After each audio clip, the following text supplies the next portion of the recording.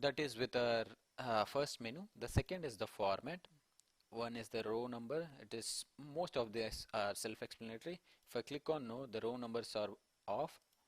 As you can see, in beginning stage, they don't seem to have any value or add any value during your analysis, but probably it might add value for few of the people who want to keep track of this, how many events have occurred during this window. But there are much better ways of fetching those information. That is row number.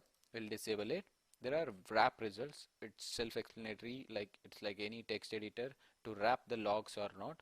If the logs are too lengthier, it will be wrapped something like this. See, it has been wrapped into 3 lines, but still it is a single line event. So the max lines to display, by default it is 5 lines. If you want, you can choose, and at any time if you are not able to see more than 5 lines, all you have to do is there will be an expand option here. If you have larger events which are more than 3 lines, as of now we don't have any, so there will be expand option here. You can expand to see the full event. Event drill down, there is something called full, inner and outer. You can choose how to drill down the events. It's like selecting these events. It is like if I click now, it will update user is equal to admin in my search query, that is my full. Say here inner, it selects only individual fields. If I select full, it selects the complete user is equal to admin wherever I move the cursor across until the next field. But whereas outer, it is like wherever I click, it selects the complete field. As you can see, if I put even in between the complete text, it selects the full one, whereas the full, it selects the cursor from the place where I start until where I end in the next field. That is with this menu, and number of events to display, it will start from 10 and you can increase up to 50 if you want to see more events in your search page. And if we come to our left fields, you can see there are 2 columns. One is hide fields, which can hide and give you more space to view your events, and show fields, which will pop it back again. So there are all fields, which leads to all the extracted fields. And sometime if you are not able to find your field in this, make sure you are selecting all fields, because 1% of the values or the presence in the logs, let's say I'm having 100 events and my field is in just one event, it will be hidden from this, so that you need to make sure you select all fields to even identify those 1% of the fields. There are 2 columns in this. One is selected fields and interesting fields. The selected fields, as we discussed, it will be displayed right under your events in the list view of the events. And the interesting fields are the auto extracted or manually extracted fields from the Splunk admin or Splunk architect who is designing this, and they have extracted this information and made it available. These interesting fields are extracted from the logs, and Splunk has auto extracted as of now these logs, and you can make them as selected field by clicking on this S link.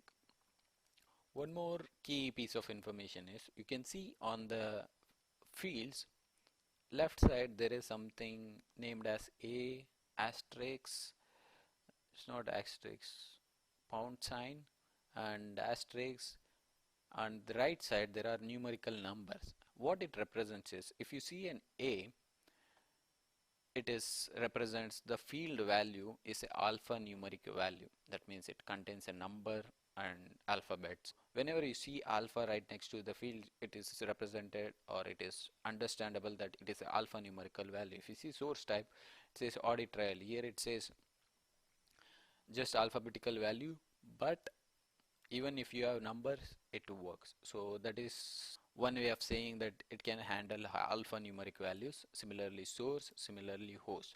Host probably might be the best example here, because it has the numbers along with alphabets which are as part of the host name.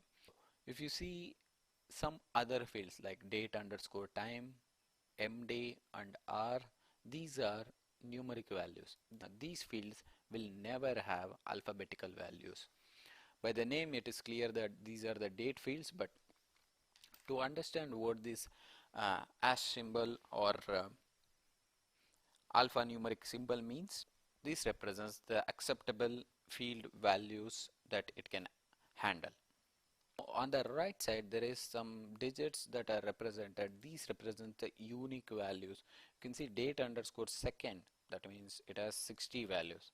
Of course each minute has 60 seconds, it starts from 0 to 59, so it has 60 unique values and it is present in almost all the events. Date will be part of all the events, that says it is existing in 100% of the event.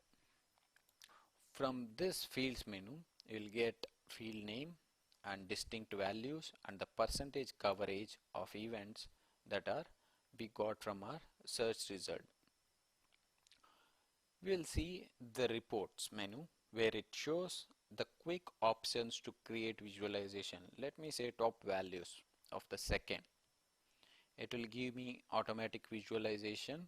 See, by default it is saying to use a bar chart. If you click on bar chart you will get other recommended views. If you look other visualization, if it fits you can use, but always stick with the recommendation for a better presentation, because it already knows what kind of data is available for presenting, so it shows probably the best values to display. These are some of the options which you can figure out from the Splunk web interface. As I already informed, you will be getting access to Splunk demo session as a part of the complete package purchase of these tutorials.